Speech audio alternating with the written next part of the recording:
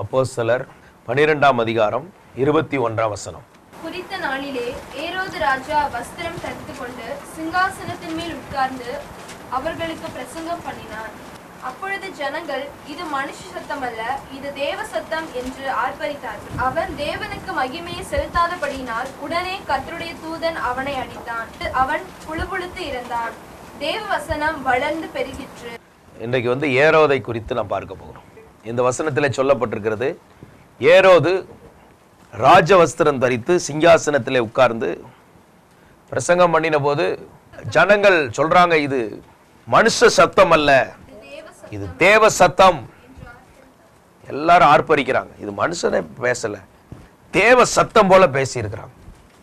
அவ்வளவு பயங்கரமான ஒரு பிரசங்கத்தை பண்ணியிருக்கிறான். ஒரு சந்தோஷமான நிலைமை அவனுக்கு. ஆனா என்ன மிஸ்டேக் பண்ணிட்டான் பாருங்க. தேவனுக்கு மகிமை செலுத்தாதபடினால் உடனே கர்த்தருடைய தூதன் அவனை அடித்தான். நமக்குள்ள இருக்கிற ஏரோதெல்லாம் சாகணும். முதல் ஏரோது எது தெரியுமா? கர்த்தருக்கு மகிமை செலுத்தாத ஏரோது. வேதம் சொல்லுகிறது, எதை செய்தாலும் தேவனுடைய மகிமைக்கென்று செய்யுங்கள். நான் தான் பேசினேன்னு நினைச்சிட்டான்.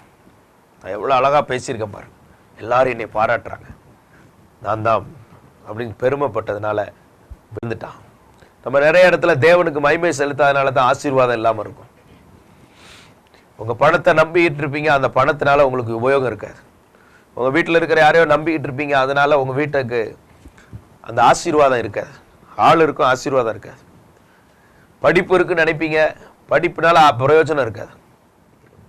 தேவனை மகிமைப்படுத்தினவன் தப்புனா நீங்க நான் எல்லாம் செய்வேன்னு நினைப்பீங்க, ஆண்டவர் உங்களை டம்மி பீஸாக தான் வச்சிருப்பார்.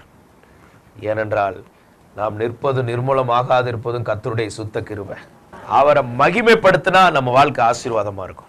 இந்த இடத்துல எங்கெல்லாம் மிஸ்டேக்கோ அங்கெல்லாம் அடி உழுது. பாபேல் கட்டினாங்க, முதல்ல நமக்கு பேருண்டாக பாபேல் கட்டுவோம். ஆண்டவர் அதை தாறுமாறாக்கிட்டார். பாஷைகளை தாறுமாறாக்கி எங்கும் சிதற பண்ணினார். அது மட்டும் கிடையாது, அடுத்து சவுல் தனக்கு ஜெயஸ்தம்பத்தை வச்சான். அவன் ஆட்சி மாறி போச்சு. ஆண்டவர் அவனை பார்க்கிற உத்தமனா இருந்த தாவீதை தெரிந்தெடுத்தார். இப்படி எங்கெல்லாம் நம்மை காண்பிக்க விரும்புகிறோமோ அங்கெல்லாம் தேவன் குறுக்கிடுவார். நம்மை தேவன் அவருடைய மகிமைக்காக வைத்திருக்கிறார். எல்லாமே அவருடைய மகிமைக்காக தான். தேவன் ஒருவர் இருக்கிறார், அதை புரியறதுக்காக தான் மலைகள் எல்லாம் இருக்குது. இதை உண்டாக்கின ஒருவர் இருக்கிறார். சமுத்திரம் ஜலத்தினால் நிறைந்திருக்கிறது, இதை உண்டாக்கின ஒருவர் இருக்கிறார். வெட்டாந்தரை பூமியை ஆண்டவர் உண்டாக்கினார். மரம் செடி கொடிகள்லாம் இருக்குது, இதை உண்டாக்கின ஒருவர் உண்டு. இந்த உலகத்திலே உள்ளதெல்லாம் கர்த்தருடைய மகிமையினால் நிறைந்திருக்கிறது. Praise the Lord. எல்லாம் கர்த்தருடைய மகிமையினால் நிறைந்திருக்கிறது. இப்படி வானம், சூரியன், சந்திரன், நட்சத்திரங்கள் அவருடைய மகிமைக்காக தான் தேவன் வைத்திருக்கிறார். இவ்வளத்தையும் அவருடைய மகிமைக்காக வைத்திருக்கிற ஆண்டவர் நம்மையும் அவருடைய மகிமைக்காக தான் வைத்திருக்கிறார். இந்த உணர்வு நமக்குள்ள இருந்துச்சுன்னா நம்ம லைஃப் ரொம்ப சேஃபா இருக்கும். என்னை படிக்க வைக்கிறார் அவர் மகிமைக்காக. எனக்கு கொஞ்சம் ஞானத்தை கொடுக்கிறார், அவருக்கு அது தேவைப்படுது, அதனால என்கிட்ட கொடுக்கிறார். அல்லேலூயா. எனக்குள்ள கொஞ்சம் நல்ல குணங்களை கொடுக்கிறார், எனக்குள்ள கொஞ்சம் திறமையை கொடுக்கிறார், சாமர்த்தியத்தை கொடுக்கிறார், எனக்கு ஒரு மேன்மையை கொடுக்கிறார். எல்லாம் எதுக்குன்னே தெரியலையே. நான் ரொம்ப நல்ல ஆளு, ரொம்ப பெரிய ஆளு, ரொம்ப முக்கியமான ஆளுங்கிறதுக்காகவா? கிடையாது. அவர் யாரை கொண்டாவது மகிமைப்படணும், இந்த இடத்துல என்னையே தெரிந்து எடுத்திருக்கிறார். அது அவருடைய கிருபை. அல்லேலூயா. இந்த ரூட்ல போனோம்னா பிரச்சனையே கிடையாது. நம்ம தாழ்த்தி தேவன் நம்மை உயர்த்தணும். இதுதான் பரலோக ஃபார்முலா, இதுதான் தேவ திட்டம். பூமியில ஒருத்தன் ஆசீர்வாதமா இருக்குன்னா இதான் ரூட். அவர் மரண பரியந்தம் தன்னை தாழ்த்தினார், தேவன் அவரை எல்லா நாமத்துக்கு மேலாக உயர்த்தினார். இயேசு கிறிஸ்து அந்த லாவில் தான் வந்தார். இதே போலத்தான் நம்ம வாழ்க்கையில தேவனுக்கு முன்பாக நம்மை வெறுமையாக்கி அவரை உயர்த்தும் போது இன்னமும் மேன்மேலும் ஆசீர்வதிப்பார்.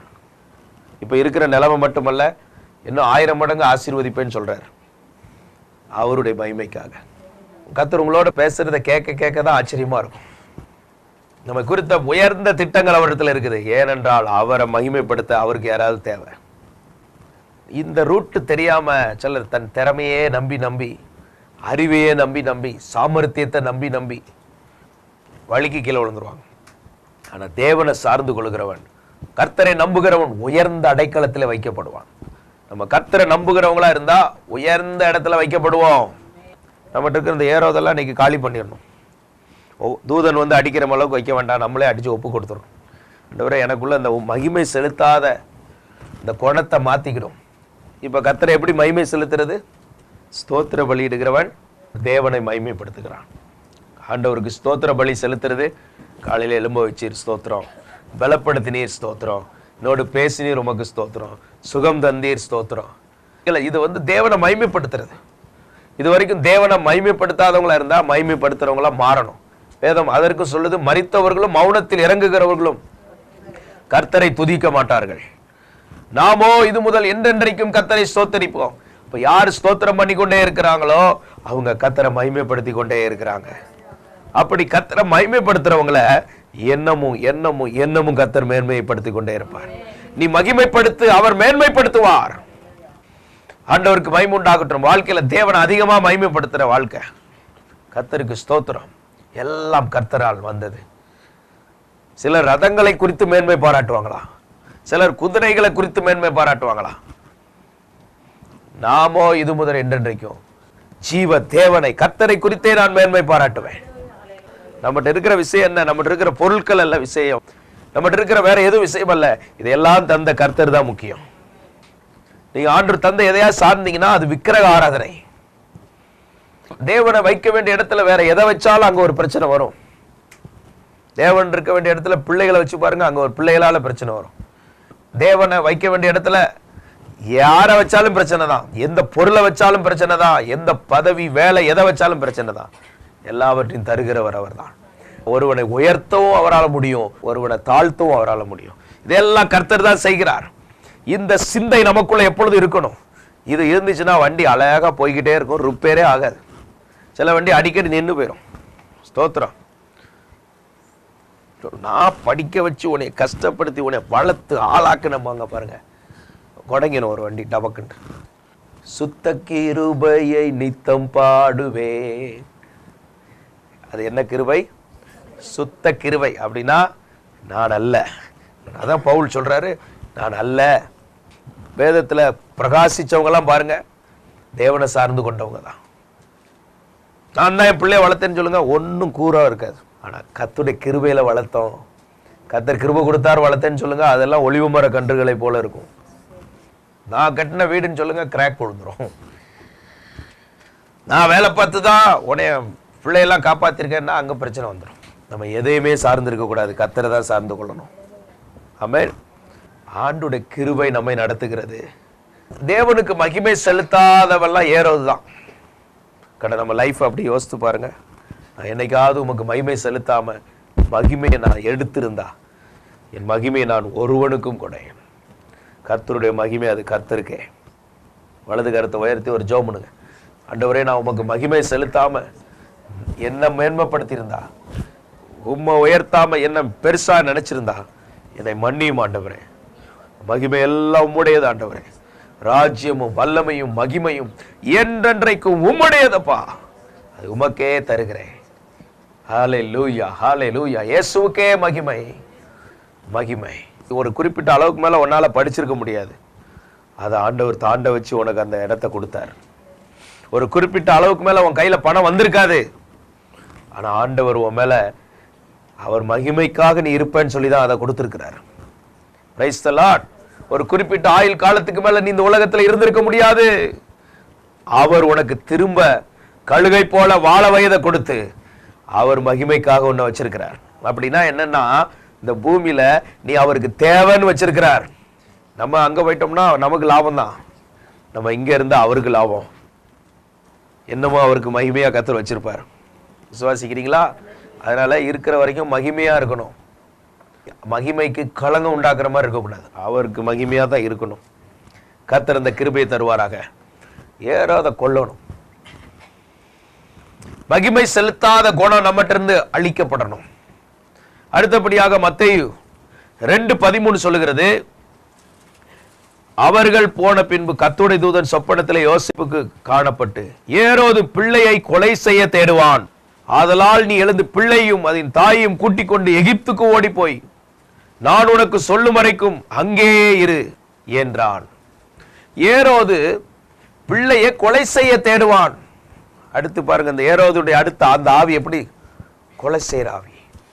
யாரை கொலை செய்ய தேடுவானா?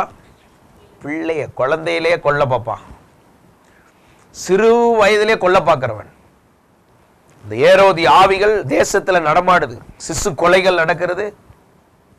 குழந்தைகள் பிறந்த உடனே குப்பை தொட்டியிலே போடப்படுகிறதை நாம் கேள்விப்படுகிறோம். குழந்தைகளை அப்படி விட்டு விட்டு தாய் ஓடி போவதை பார்க்கிறோம்.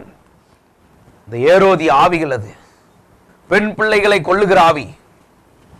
பெண் பிள்ளைகள் அது வளர்த்து அதுக்கு நகைலாம் போட வேண்டியிருக்கு, அதுக்கு நிறைய சேர்த்து வைக்க வேண்டியிருக்கு. போகும்போது சீர்வரிசெல்லாம் கொடுத்து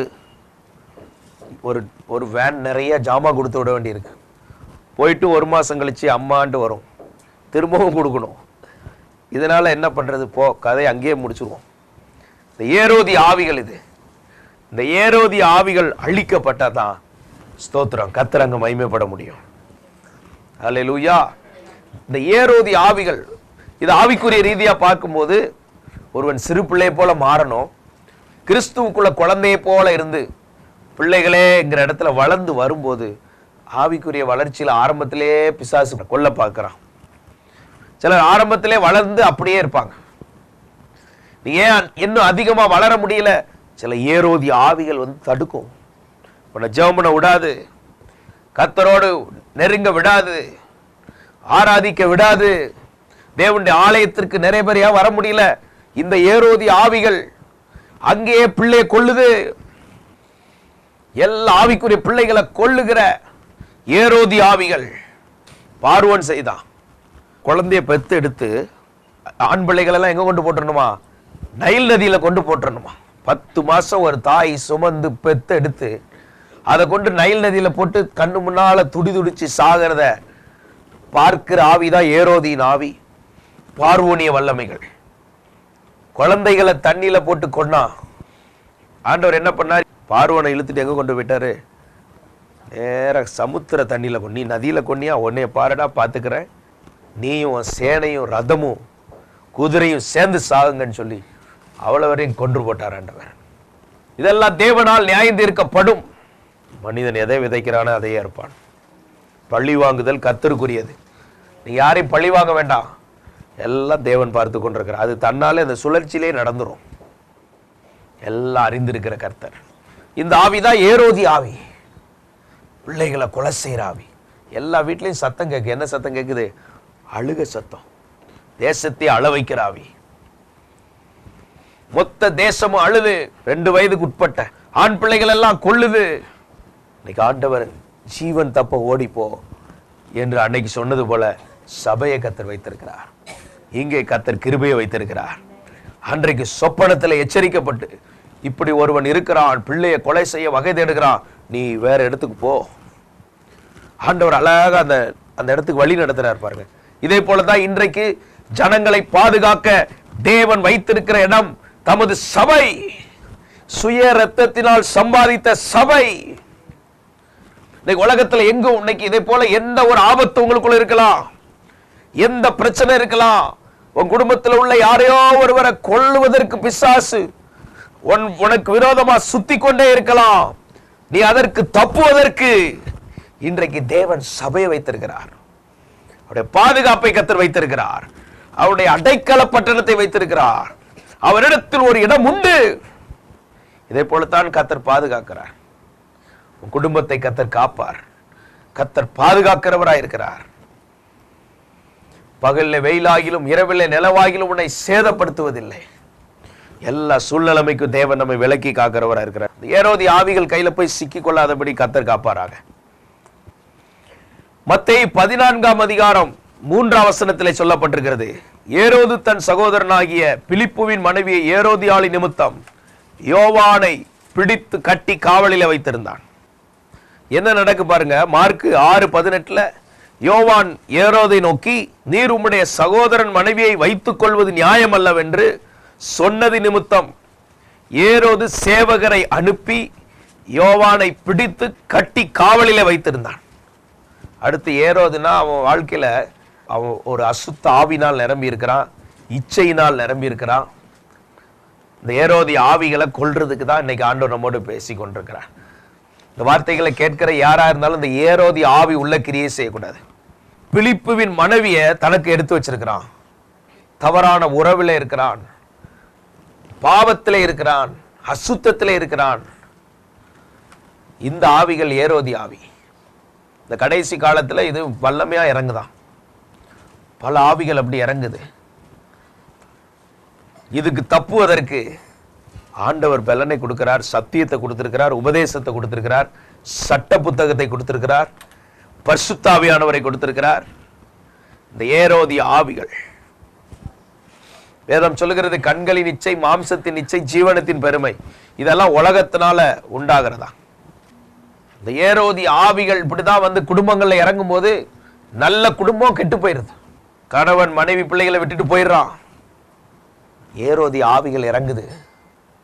தேவன் நியமித்த பாதைன்னு ஒண்ணு இருக்குது, தேவன் ஏற்படுத்தினதுன்னு ஒண்ணு இருக்கு, தேவன் திட்டமிட்டதுன்னு ஒண்ணு இருக்கு. எனக்கு குறித்திருப்பது, இந்த திட்டத்துல வாழ்ந்தா அவன் ஆசீர்வாதமா இருப்பான். இந்த ஏரோதிய ஆவிகளுக்கு போகும்போது தேவனுடைய ஆசீர்வாதத்தை இழக்கிறான், சமாதானத்தை இழக்கிறான், நன்மையை இழக்கிறான். ஆண்டவர் இருதயத்தை பார்க்கிறார். கர்த்தருக்கு பயந்து நடக்கிறவன் பாக்கியவான், அவன் சந்ததி ஆசீர்வதிக்கப்படும். கர்த்தர் கிருபை கொடுக்கிறார். தேவ பயத்தோடு நடக்கணும். தேவனுக்கு பயப்படுகிறவன் பாவங்களுக்கு தப்புவிக்கப்படுகிறான். தேவ பயம் நம்மளை காப்பாத்துது, தேவ வார்த்தை நம்மை காப்பாத்துது, தேவனுடைய சட்டம் நம்மை காப்பாத்துது, தேவ பிரசன்னம் நம்மை மாத்துகிறது. பிசாசுகிட்ட இருந்து வர்ற இச்சையின் ஆவிகள், இந்த உலகத்திலிருந்து வர்ற அந்த கிரியைகள், அவைகளை ஜெயிக்க கர்த்தர் பலன், இந்த ஆவி ஜெயிக்க தேவன் பலன் தருகிறார். இந்த ஆவிகள் அழிக்கப்படணும். ஏரோது கொல்லப்பட வேண்டும். கர்த்தருக்கு மகிமை செலுத்தாத காரியங்கள் ஏரோதுக்கு சமமா இருக்கிறது. ஆவிக்குரிய ஜீவியத்தின் ஆரம்ப நிலையிலே கொன்று போடும் வல்லமைகள், நீ அதை எதிர்த்து ஜெயிக்கலன்னா அது ஒன்றை கொன்று போடும். அதனால தான் நல்ல ஜெபம் பண்ணி, இயேசு ஊழியத்தில் ஆரம்பிச்ச உடனே என்ன ஆரம்பிச்சிட்டாரு? எடுத்த உடனே பிரேயர்ல தான் ஆரம்பிச்சார். நம்ம ஆட்கள் எடுத்த உடனே ஊழியன் போயிட்டு விழுந்துருவான். அதனால தான் ஜபத்துக்கு வர வைக்கிறது. இந்த ஜபத்துக்கு வராம ஊழியத்துக்கு போனீங்கன்னா ரிப்பேர் ஆயிரும் வண்டி. மாடு 100 லிட்டர் தண்ணி குடிச்சாதான் 10 லிட்டர் பால் கொடுக்குமா. 100 மணி நேரம் ஜெபம் பண்ணா தான் 1 மணி நேரம் மற்றவங்களுக்கு ஆசீர்வாதமா இருக்க முடியும். இது என்ன வேடிக்கைன்னா எந்த ஜெபமே கிடையாது. அங்க போய் ஊழியத்துக்கு பேயை துரத்தி விடுங்க, பேயை துரத்திடலாம். அங்கிருந்து துரத்தி அப்படியே பின்னாடி வந்து வீட்டுக்குள்ள வந்து உட்காந்து அடுத்து இங்க வந்து உட்காந்துருக்கும். என்ன இங்க வந்த, நீ தானே போ சொன்ன, அதான் இங்க வந்தேன், நான் சும்மா வாட்ட இருந்தேன், நீ வாட்டுக்கு போ, கூடி ஊழியத்து வரணும், வந்தா அமைதியா ஆளோட ஆளா இருந்துட்டு போண்டி தானே, வந்து போ அப்படின்னு சொன்னல, அதான் உன்ட்ட வந்துட்டேன்.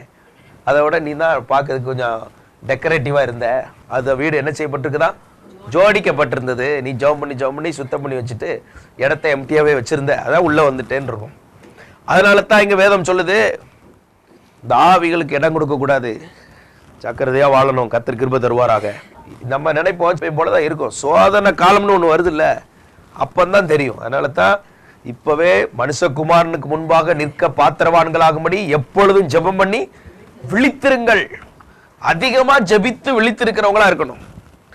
அது இல்லாம சோத்திரம் அது பார்த்துக்கலாம் பிசாசு இழுத்துட்டு போயிடுவான். ஜாக்கிரதை. இந்த காலத்து தேவ பிள்ளைகள் ஒவ்வொருவரும் ஜாக்கிரதையா இருக்கணும். ஏரோதின் ஆவிகளுக்கு தப்பணும். இன்னைக்கு யாராவது இந்த வார்த்தையை கேட்கிறவங்க உங்க ஆவிக்குரிய ஜீவியோ உள்ள செத்து போன நிலைமையில இருந்தா, இன்னைக்கு இயேசு உயிர்ப்பிக்க வல்லவரா இருக்கிறார். நீ அதிகமா தேவ சமூகத்துக்கு நேரம் கொடுக்கணும். இயேசு 40 நாள் ஜெபம் பண்ணிட்டு தான் அப்புறம் கொஞ்ச நாள் ஊழியம் செஞ்சார். ஜெபத்துக்கு அதிக நேரம் கொடுக்கணும். ஆண்டவரை மகிமைப்படுத்த தான் நம்மளை கர்த்தர் வைத்திருக்கிறார். பிசாசு சொல்லுவா, என்னை பணிந்து கொண்டா இதை தருவேம்மா. இங்க வந்தா கர்த்தரை மகிமைப்படுத்தும் போது கர்த்தர் தருவார். பணிந்து கொண்டு வாங்க போறீங்களா, மகிமைப்படுத்தி வாங்க போறீங்களா? ஒரு சின்ன கும்பிடு போடு, உனக்கு நானே தந்துடுறேன். கும்பிடு போட்டவொடனே தான் தெரியும், அப்புறம் தான் கையெழுத்து போட்டான்னு சொல்லி குடுமையை பிடிச்சிருவான். எங்கேயாவது கும்பிடு போட்டு இங்க வந்து உட்கார்ந்து இருந்தீங்கன்னா அதுல இருந்து மனம் திரும்பணும். ஆண்டவரே என்னை காப்பாத்துங்கப்பான்னு சொன்னா எப்பவும் தேவன் இரக்கம் செய்கிறவரா இருக்கிறார். அடுத்து பாருங்க, அவன்கிட்ட இருந்து அடுத்த ஸ்பிரிட் வருது அந்த வீட்டுல இருந்து. என்ன ஆவி? மார்க் 6:22. ஏரோதியாளின் குமாரத்தி சபை நடுவே வந்து நடனம் பண்ணி ஏரோதையும் அவனோட கூட பந்தி இருந்தவர்களையும் சந்தோஷப்படுத்தினார். இப்ப பாருங்க, ஏரோத சந்தோஷப்படுத்துறா, நடனம் ஆடுகிறா. ஏரோது என்ன செய்யறாரு? அப்பொழுது ராஜா சிறு பெண்ணை நோக்கி அப்பொழுது ராஜா சிறு பெண்ணை நோக்கி உனக்கு வேண்டியதை என்னிடத்தில் உனக்கு வேண்டியதை கேள். ராஜா சின்ன பெண் ஆடினோடனே மயங்கிறான். இவ்வளவுதான் இவன் பவர்.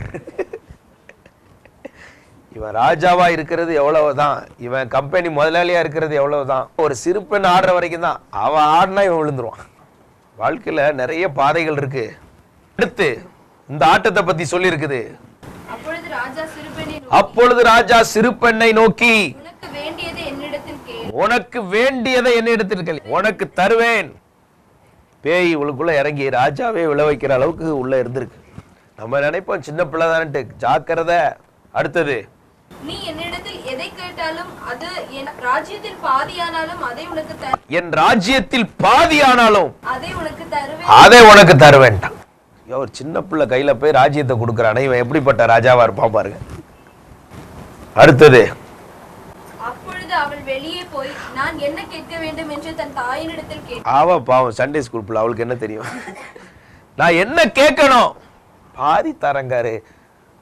அவருக்கும் சுத்தி உள்ளவங்க எல்லாம் வேடிக்கை, என்ன ராஜா என்ன பேசி கொண்டிருக்கிறீர், சாசி பாதி தாரான்ட்டு ஆட்டம் போடலாமா? பாதி தாரன் கையில கொடுத்துட்டு உள்ள இழுத்துட்டு போயிடும் உடனே. அதனால எப்பவுமே பிசாசுடைய தந்திரம் ரொம்ப ஜாக்கிரதை.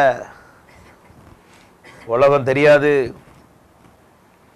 பயபக்தி உள்ளவங்களா மாறு. அதனால தான் சொல்லப்பட்டிருக்குது, நோவா காணாதவைகளை குறித்து தேவை எச்சரிப்பு பெற்று பயபக்தி உள்ளவனாய் மாறி வேலையை கட்ட ஆரம்பிச்சிட்டான்.